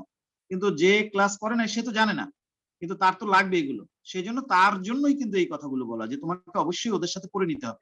বুঝতে পারছি তো? ঠিক আছে, এখন শোনো, মানুষের দেহের প্রধান ধমনীগুলো নিয়ে আমরা কথা বলবো। প্রথমে বলবো ধমনী, তারপরে বলবো শিরা। আচ্ছা, এখানে কিন্তু এমন কেউ কেউ আছো, কারণ এখানে তো আমি ওই গ্রুপগুলো যে একত্র করছিলাম রোজার সময়, তো এখানে কিন্তু কেউ কেউ এমনও থাকতে পারো যাদের এই অলরেডি এগুলো পড়া হয়ে গেছে।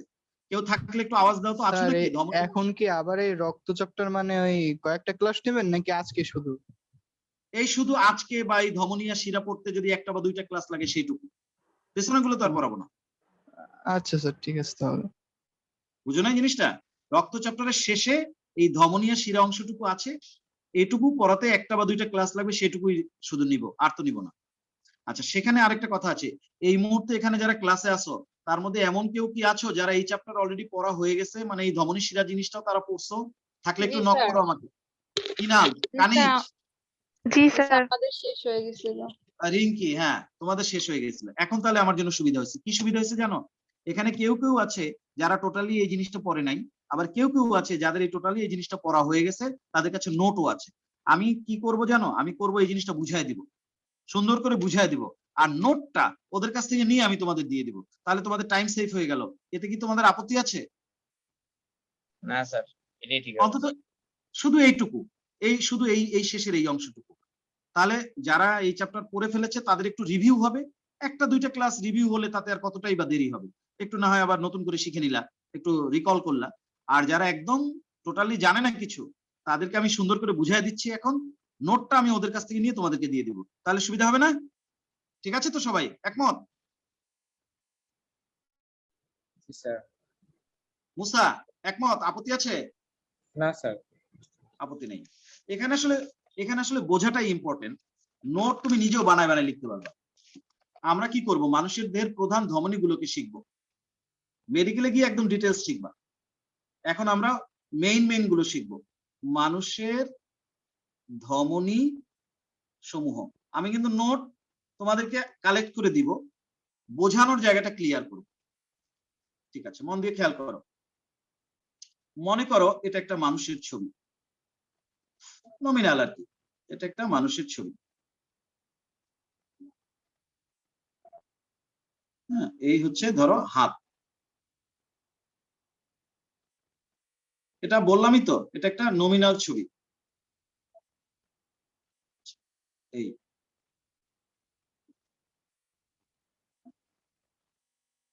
এখন এইটার সাপেক্ষে আমরা খুঁজে বের করব যে আমাদের প্রধান ধমনীগুলো কোথায় কি অবস্থায় থাকে। ফর এক্সাম্পল, এটা একটা মানুষের ছবি। আচ্ছা, যার লাগবে পুরো নোট লাগবে কেন মুসা? ও আচ্ছা, মুসার কাছে সব নোট আছে? জি স্যার, মানে কারো যদি লাগে আমাকে বলুন। আচ্ছা আচ্ছা, অসুবিধা নেই। তোমার কি ধমনী শিরা এগুলো আছে? না স্যার, এইটা বাদে আর কি। ওইটা বাদে হলে তো আর পুরা নোট হইলো না। আচ্ছা ঠিক আছে, যদি কারো লাগে অবশ্যই ও দিতে চাইছে, এটা অবশ্যই সাধুবাদ। আচ্ছা ঠিক আছে, এখন খেয়াল করো, এই মনে করো মানুষের একটা দেহের অবয়ব আমি আঁকলাম।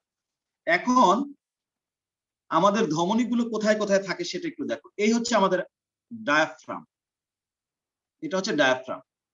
ডায়াফ্রামের উপরে সামান্য বাম দিক ঘেঁষে, এই শোনো, এই ব্যক্তিটা কিন্তু তোমার সাপেক্ষে উল্টা ভাবে আছে।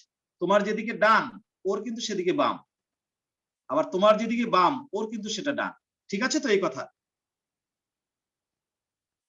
আচ্ছা, এটা হচ্ছে ডায়াফ্রাম, এটা হচ্ছে ডায়াফ্রাম। আমাদের দেহের ভেতরে যে গহ্বর, তার মাঝখানে একটা আড়াআড়ি পর্দা আছে যেটাকে ডায়াফ্রাম বলে। এই ডায়াফ্রামে বাম দিকে সামান্য ঘেঁষে আমাদের হৃৎপিণ্ড থাকে। এই হচ্ছে মনে করো আমাদের হৃৎপিণ্ড। খেয়াল করো, এটা চারটা। এটা হচ্ছে ডান অলিন্দ, ডান নিলয়, বাম অলিন্দ, বাম নিলয়। এই বাম নিলয় থেকে একটা ধমনী বের হয় এরকম। যারা পড়েছো তারা বলতে পারো, এই ধমনীটার নাম বলো মহাধমনী। ধমনীটার নাম কি বলো না? মহাধমনী। মহাধমনী। আমরা একটা কাজ করি, এই হার্টের ছবিটা এখানে একটু জুম করে আঁকি, কারণ ওখানে অত ছোট করে আঁকলে আমি ভালো করে দেখাতে পারবো না। এই হচ্ছে সেই মহাধমনী। এটা বের হচ্ছে কোত্থেকে জানো? হৃৎপিণ্ডের বাম নিলয় থেকে। তৌফিক, বোঝার চেষ্টা করো, বুঝতে পারবা, অসুবিধা হবে না। তোমরা তো এমনিতেই মেধাবী, একটু খেয়াল করলে বুঝতে পারবা। তবে প্রথম দিকের জিনিসগুলো না পাওয়ার কারণে একটু গ্যাপ থাকবে। এই হচ্ছে হৃৎপিণ্ডের বাম নিলয় থেকে একটা বড় ধমনী বের হয়, এই ধমনীটাই হচ্ছে সেই ধমনী যার নাম হচ্ছে মহাধমনী, ইংরেজিতে বলা হয় অ্যাওর্টা। এই মহাধমনীটা যখন হৃৎপিণ্ড থেকে এরকম এর উপরের দিকে বের হতে থাকে, তখন এই অংশটাকে বলা হয় অ্যাসেন্ডিং অ্যাওর্টা, কারণ মহাধমনী ইংরেজি হচ্ছে অ্যাওর্টা। যখন সে এরকম হৃৎপিণ্ডের উপরের দিকে উঠতে থাকে তখন তাকে বলা হয় অ্যাসেন্ডিং অ্যাওর্টা। অ্যাসেন্ডিং মানে তো ঊর্ধ্বগামী, সেটা তো আমরা সবাই জানি। এই এই হচ্ছে আমাদের অ্যাসেন্ডিং অ্যাওর্টা। আমরা বাংলায় চাইলে বলতে পারি ঊর্ধ্বগামী মহাধমনী, ইংরেজিতে আমরা বলবো অ্যাসেন্ডিং অ্যাওর্টা। এটার মধ্যে অক্সিজেন যুক্ত রক্ত আছে, কারণ এই চেম্বার থেকে অক্সিজেন যুক্ত রক্ত যখন নিচে নামে তখন এই নল এই মহাধমনীর মাধ্যমে সেটা বের হয়ে আসতে থাকে। হৃৎপিণ্ডের বাইরে যখন এটা বের হয় এরকম একটা ভাঁজ দেয়, এরকম একটা ভাঁজ সৃষ্টি করে। সেই ভাঁজের উপরের ভাগ দিয়ে এরকমের 3টা শাখা ধমনী বের হয়, বুঝতে পারছো? তারপর আস্তে আস্তে এরকম একটা ভাঁজ দিয়ে এই বড় ধমনীটাই আবার ওই হৃৎপিণ্ডের পেছন দিক দিয়ে এরকমের নিচের দিকে নেমে আসতে থাকে। এই ওই যে ওই ধমনীটাই কিন্তু এই যে এটাই কিন্তু ওই হৃৎপিণ্ডের পেছন দিক দিয়ে নেমে আসছে, বুঝতে পারছো না পারো না? এই নলটা কিন্তু স্যার অ্যাসেন্ডিং আর্টারি কি আবার ঘুরে নেমে আসে নিচে? অ্যাসেন্ডিংটাই আস্তে আস্তে উপরের দিকে উঠে এরকম ভাঁজ দিছে। যখন সে ভাঁজ দেয় তখন তাকে বলা হয় অ্যাওর্টিক আর্চ। আর্চ আর্চ শব্দের অর্থ হচ্ছে বাঁকানো ফ্রেম। এই ধমনীটা মহাধমনীটা বাইরে বের হয়ে এসে যতক্ষণ পর্যন্ত হৃৎপিণ্ডের দিকে উপরের দিকে উঠতে থাকে ততক্ষণ পর্যন্ত তার নাম অ্যাসেন্ডিং অ্যাওর্টা। হৃৎপিণ্ডের বাইরে বের হয়ে যখন সে এরকম একটা ভাঁজ তৈরি করে, সেই ভাঁজ অংশটুকুর নাম হচ্ছে অ্যাওর্টিক আর্চ। বুঝতে পারছো? কথা বলো না কেন? তারপরে যখন সে আস্তে আস্তে নিচের দিকে, যখন আস্তে আস্তে সে নিচের দিকে নামতে থাকে, যখন সে নিচের দিকে ভাঁজ হয়ে নামে তখন তাকে বলে ডিসেন্ডিং অ্যাওর্টা। কারণ ডিসেন্ডিং মানে হচ্ছে নিম্নগামী, ডিসেন্ডিং অ্যাওর্টা। অ্যাওর্টা মানে মহাধমনী। যখন ওই অ্যাওর্টিক আর্চটা আস্তে আস্তে ভাঁজ হয়ে নিচের দিকে নামে তখন তাকে কি বলে? Descending outer. Descending aorta. Descending মানে নিম্নগামী, অ্যাসেন্ডিং মানে ঊর্ধ্বগামী, এগুলো তো সবাই জানে। এবং এই নামার সময় অনেক সময় দেখা যায় হৃৎপিণ্ডটা তো বুকের নিচের দিকে থাকে, এই ভাঁজের উপরের অংশটা প্রায় পিঠের কাছাকাছি চলে আসে। এই ডিসেন্ডিং অ্যাওর্টার শেষের অংশটা প্রায় পিঠের কাছাকাছি চলে আসে, তখন সেখানে ওর নাম হয় ডরসাল অ্যাওর্টা। ডরসাল মানে পৃষ্ঠদেশীয়। ওই মহাধমনীটা যখন নামার সময় পিঠের কাছাকাছি চলে যায় তখন তাকে বলা হয় ডরসাল অ্যাওর্টা। কি বলে? Dorsal aorta. তাহলে এতক্ষণ পর্যন্ত আমরা কিন্তু ওই মহাধমনীটার গতি প্রকৃতি আলোচনা করতেছি। কিরকম? যতক্ষণ সে হার্ট থেকে বের হতে থাকে উপরের দিকে নাম হচ্ছে অ্যাসেন্ডিং অ্যাওর্টা। যেই সে একটা বাঁকানো ভাঁজ দেয় নাম হচ্ছে অ্যাওর্টিক আর্চ। যেই সে আস্তে আস্তে নিচের দিকে নামতে থাকে নাম হয় ডিসেন্ডিং অ্যাওর্টা। নামার সময় যখন সে পিঠের প্রায় কাছাকাছি চলে যায় তখন তার নাম ডরসাল অ্যাওর্টা। এইটুকু কি তোমাদের বুঝতে অসুবিধা হয়েছে? না স্যার। অসুবিধা হওয়ার কথা স্যার না। এটা হচ্ছে ওই আগের রুই মাছের চাপটার সাথে কিছুটা রিলেটেড আছে স্যার। এই যে কিছুটা রিলেট করে, অবশ্যই করে। তবে রুই মাছের হার্টের সাথে আমাদের হার্টের ডিফারেন্সটা কিন্তু পড়তে হবে অনেক তোমাদের। আচ্ছা, আলাদা। হ্যাঁ, আচ্ছা, ঠিক আছে, সেটা আছে, সেটা নিয়ে পরে কথা বলবো। এখন শোনো, এই হার্টের ঠিক নিচে ডায়াফ্রাম থাকে, জানো তো নিশ্চয়ই না? সেই ডায়াফ্রাম ভেদ করে এই অ্যাওর্টা নিচের দিকে নেমে আসে। ডায়াফ্রামের নিচে কি? ডায়াফ্রামের নিচে হচ্ছে আমাদের পেট, পেটের গহ্বরটা, উদরীয় গহ্বর। ডায়াফ্রামের উপরে হচ্ছে বক্ষ গহ্বর, মাঝখানে থাকে হৃৎপিণ্ড, দুই পাশে থাকে দুইটা ফুসফুস, এটা হচ্ছে বক্ষ গহ্বর। আর নিচে হচ্ছে অ্যাবডোমিনাল সিলম বা অ্যাবডোমিনাল ক্যাভিটি। উপরে হচ্ছে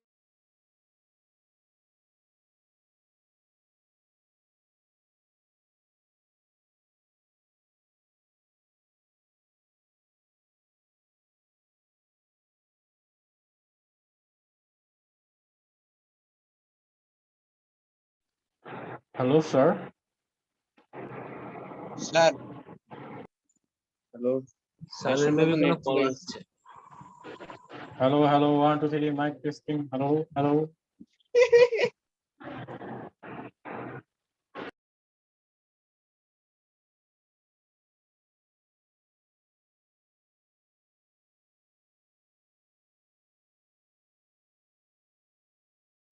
কলেজের ক্লাসে এরকম চলে গেলে যা মজা হয়।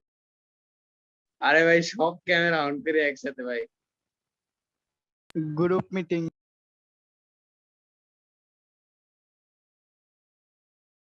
এই প্রাইভেটে তোর ওই মজা হবে না কলেজের এই নাম্বারটা তোমরা কেন যে গার্ডিয়ানদেরকে দিছো, এই নাম্বারটা আমি যে সিমে ইউজ করি, মানে যে মোবাইলে, এটা দিয়ে আমি ক্লাস নেই। আমি বলছি যে এই নাম্বারে কেউ ফোন দিবা না। এই যে এখন এক গার্ডিয়ান ফোন দিছে, লাইন কেটে গেছে, এখন আবার তোমরা লাইনে আসছো। শোনা যায় আমার কথা? জি স্যার শোনা যাচ্ছে। এই যে ইন্টারাপশন জি হলে স্যার, না শোনা ভালো যাচ্ছে। লাগে না। এক গার্ডিয়ান ফোন দিছে এই নাম্বারে, আমি বলছি যে আমার ফোন দেওয়ার জন্য তো আলাদা একটা নাম্বার আছে, লাস্টে 109 বাংলা লিঙ্ক নাম্বার, সেটাতে ফোন দিবা। আচ্ছা যাই হোক, এখন কোথায় যেন আছি? এই যে এটা হচ্ছে ডায়াফ্রাম, বুঝছো? আড়াআড়ি পর্দাটা, এইটা ভেদ করে যখন নিচের দিকে নামে ওই ধমনীটা, মহাধমনীটা, তখন আমরা তাকে বলবো কি? কানিস তো ক্লাস করছো, বলো তো কানিস, বলো তো যখন আমরা পেটের মধ্যে থাকে নামে তখন এটার নাম স্যার কি হয় বলো? Abdominal aorta. হ্যাঁ ঠিক আছে, অ্যাবডোমিনাল। ও খুব ভালো ছাত্রী, ও রাজুক কলেজে পড়ে। অ্যাবডোমিনাল অ্যাওর্টা, ঠিক আছে, পেটের মধ্যে ঢুকলো অ্যাবডোমিনাল অ্যাওর্টা নামে। এইখান থেকে হ্যাঁ, এটা যখন আস্তে আস্তে নিচের দিকে নামবে তখন এইটার অনেকগুলো শাখা ধমনী বের হবে। বের হয়ে আমাদের এই যে পেটের মধ্যে তো অনেকগুলো অঙ্গ প্রত্যঙ্গ আছে, পাকস্থলী আছে, ক্ষুদ্রান্ত্র আছে, বৃহদান্ত্র আছে, আছে না? তারপরে পিঠের দিকে গেলে একটুখানি তারপরে কিডনি আছে, কলিজা আছে, কত কিছু আছে। এক একটা ধমনী এক একটা অঙ্গ প্রত্যঙ্গের মধ্যে গিয়ে ঢুকবে এবং তখন এদের এক একটা ধমনীর এক একটা নাম হবে। সেটা আবার কিরকম এখানে যদি বলতে চাই, কয়েকটা বলতে পারি। যেমন কোনোটা যায় ডায়াফ্রামের মধ্যে ঢুকে, হ্যাঁ, যেটা ডায়াফ্রামে গিয়ে ঢোকে, ডায়াফ্রামের, কারণ এই ধমনীটার মধ্যে অক্সিজেন যুক্ত রক্ত, দেহের সমস্ত অঙ্গ প্রত্যঙ্গের মধ্যে অক্সিজেন যুক্ত রক্ত সাপ্লাই যাইতে হবে, তা না হলে তো তুমি আমি বাঁচবো না, তাই না? তো ডায়াফ্রামের মধ্যে যে ধমনীটা গিয়ে ঢোকে ওইটার নাম হচ্ছে ফ্রেনিক ধমনী, ফ্রেনিক। তারপরে আছে পাকস্থলীতে গিয়ে একটা ঢোকে, যে শাখাটা গিয়ে পাকস্থলীতে ঢোকে, হ্যাঁ, ওটাকে বলে সিলিয়াক ধমনী, সিলিয়াক ধমনী। বানানটানগুলো ঠিক আছে কিনা কে জানে, দেখে নিও। আচ্ছা, আবার একটা শাখা গিয়ে হয়তো কিডনির মধ্যে ঢোকে, একটা কেন দুইটা শাখা গিয়ে কিডনির মধ্যে ঢোকে, যেটা কিডনির মধ্যে ঢোকে মানে বৃক্কে ঢোকে, ওটাকে বলে রেনাল ধমনী।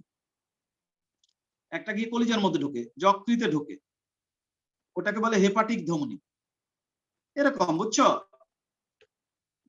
তারপরে কোনটা গিয়ে তোমার কিসে ঢোকে, কি বলা যায়, অন্ত্র মানে বৃহদান্ত্র ক্ষুদ্রান্ত্র ওইসব জায়গায় ঢোকে, যেটা সেখানে যায় ওটাকে বলে মেসেন্টেরিক ধমনী।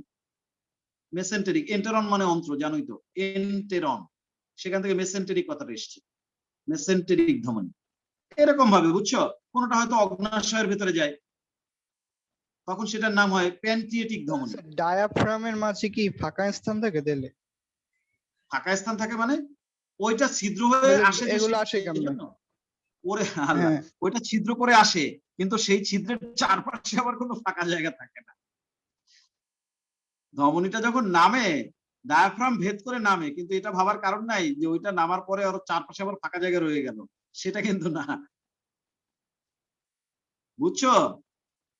তোমার হ্যাঁ স্যার, সারা বুঝছি। দেহের মধ্যেই তো, সারা দেহের মধ্যেই তো জালের মতো ধমনী গুলো ছড়িয়ে যাবে, কিন্তু কিন্তু তাতে কি কোথাও ছিদ্র মহাধমনী তো একটু মোটা না, বড় তো বোধহয়। মোটা? হ্যাঁ মোটা তো বটেই, মোটা তো বটেই, হ্যাঁ মোটা তো বটেই, হ্যাঁ। আচ্ছা, অগ্নাশয়ে যেটা যাবে ওটা প্যানক্রিয়েটিক ধমনী। তোমার জননাঙ্গে যাবে, সেখানে যাবে যেটা, ওটার নাম হচ্ছে গোনাডিয়াল ধমনী। এইগুলো সব কি? এগুলো সব হচ্ছে এই অ্যাবডোমিনালের শাখা, বুঝছো? এক একটা শাখা এক একটা ধমনীতে যাবে। তারপরে কি করবে জানো, এটা আরেকটু নিচের দিকে নাইমা এরকমের দুই ভাগ হবে। দুই ভাগ হয়ে আমাদের এই কোমরের মধ্যে দুইটা বড় বড় হাড় আছে, বড় হাড় দুইটাকে বলে শ্রোণী চক্র। হ্যাঁ, শ্রোণী চক্র। আমরা যখন অস্থি পড়বো, এই অস্থি কি আছে? অস্থি চ্যাপ্টার কি রাখছে না বাদ দিয়ে দিচ্ছে? আরে আল্লাহ জানে, আছে? তাহলে তো ভালো। হিউম্যান বায়োলজি বাদ দিলে আসলে তো মুশকিল হবে, ভর্তি পরীক্ষা যে কেমনে নিবে মেডিকেল, দুইটাই লাস্ট। না তাহলে হিউম্যান বায়োলজি যদি চ্যাপ্টার বাদ দিয়ে দেয় তাহলে তো মেডিকেলে ভর্তি পরীক্ষা নেওয়াই কঠিন হয়ে যাবে। আচ্ছা যাই হোক, তো ওই যখন আমরা অস্থি পড়বো তখন দেখবো আমাদের এই কোমরের এখানে বড় বড় দুইটা হাড় আছে। এই হাড় দুইটাকে বলা হয় শ্রোণী চক্র, পেলভিক গার্ডেন। এই হাড় দুইটার উপরের যে চ্যাপ্টা জায়গা, এই জায়গাটাকে বলে ইলিয়াম। Ilium, ILIUM, Ilium. তবে পরিপাক তন্ত্রের ভেতরেও কিন্তু একটা ইলিয়াম আছে, ক্ষুদ্রান্ত্রের যেটা ভাঁজ করা অংশ যেটাকে বলে ইলিয়াম, ওখানে হচ্ছে ILEUM আর এখানে IUM। তো যাই হোক, ওই যে অ্যাবডোমিনাল ধমনীটা নামছে না, ওইটা দুই ভাগ হয়ে দুই শ্রোণী চক্রের দিকে আগাতে থাকে, তখন তাদের নাম হয় ইলিয়াক ধমনী। কি নাম হয় বলতো? ইলিয়াক, ইলিয়াক ধমনী। এরপরে আস্তে আস্তে, এখন আর পারতেছি না, মাথায় ধরতেছে না, আজকে এটুকু থাক, মাথা গরম হয়ে গেছে, 10টা 5 বাজে, আজকে থাকুক। জি স্যার, আজকে পরশুদিন মাথা ধরে গেছে, বুঝছো? নেট পরশুদিন একটু এটা খারাপ শেষ করছে করে স্যার, দেবো অনেক। হ্যাঁ হ্যাঁ, নেটেও একটু সমস্যা হচ্ছে স্যার। তাহলে পরশুদিন। হ্যাঁ, আর থাক, আজকে টেনশন নিবা না। আমি যতক্ষণ আসি বাইচা, আল্লাহর রহমত, তোমাদের দোয়া সুস্থ যদি থাকি, আর তোমরা যদি আমার সাথে টাচে থাকো, ডিটাচড হয়ে না যাও, আমার সাবজেক্ট নিয়ে তোমার কারো কাছে দ্বারস্থ হওয়া লাগবে না ইনশাল্লাহ। পরীক্ষার জন্য না, বোর্ডের পরীক্ষার জন্য না, ভর্তি পরীক্ষার জন্য না, এমনকি জানার জন্য না। কোনো জায়গায় গিয়ে যে তুমি লজ্জা পাবা যে তুমি এই জিনিসটা জানো নাই, তোমার উইকনেস থেকে যাবে, এটা ইনশাল্লাহ হবে না যদি তুমি আমার কাছ থেকে ডিটাচড হয়ে না যাও। আর যদি তুমি নিজের থেকেও পড়ো, নিজের থেকেও পড়তে হবে, খালি আমি ক্লাস নিলে যে হবে তা না। হ্যাঁ বলো। স্যার 1 তারিখ থেকে কি অফলাইনে পড়াবেন স্যার? 1 তারিখ না, 15 তারিখ থেকেই পড়াবো। 13 তারিখ যদি স্কুল কলেজ খুলে যায়, 15 তারিখ থেকে অফলাইনে চলে যাবো ইনশাল্লাহ। আর অনলাইনে যারা পড়ো তাদের ভরসা অনলাইনে করে বসে থাকা উচিত না স্যার, আমাদের 1 তারিখ থেকে শুরু করে দেওয়া উচিত। এই 1 তারিখ স্যার খুলবে না, না স্যার, বলছে না যে না 5 কথায় তারিখ ভরসা থেকে করে লাভ সামনে নেই। খুলবে। না না, এই 1 তারিখে আমি যাবো না, আমি পরের 15 তারিখে যাবো। 15 তারিখে, 13 তারিখ খুললে 15 তারিখ যাবো। স্কুল কলেজ খোলা আগে আমি নিজে থেকে 1 তারিখে চালু করে দিব না, সেটা যদি কেউ দেয় দিক, আমি দিব না। আমি এট বেস্ট 15 তারিখে দিতে পারি, বুঝতে পারছো? 13 তারিখে যদি খুলে দেয়, 15 তারিখ। স্কুল কলেজ না খুলে আমি প্রাইভেট শুরু করে দিব, তারপর আমি জেলে যাবো নাকি? ওসবের মধ্যে আমি নেই। আপনাকে কে জেলে নেবে স্যার? আপনার অনেক শিক্ষার্থী, হয়তো আরে কি বলো, বড় বড় পদে আছে স্যার। ওই কথা কইও না, ওই কথা কইও না। তো স্যার, সবাই last ভালো থাকো, আল্লাহ হাফেজ। স্যার লাস্ট পেজ, সবাই ভালো থাকো। হ্যাঁ, স্যার আল্লাহ লাস্ট হাফেজ। পেজে আসসালামু আলাইকুম স্যার, ভালো থাকবেন কি স্যার। লাস্টে কি বললা? স্যার লাস্ট পেজটা একটু ছবি দিয়েন, ওই যে ও আচ্ছা, ছবি। এই ছবি তো হাস্যকর। আচ্ছা দেবো অনেক, না স্যার, একটু দিয়েন নোটের ক্ষেত্রে। ঠিক আছে দেবো অনেক।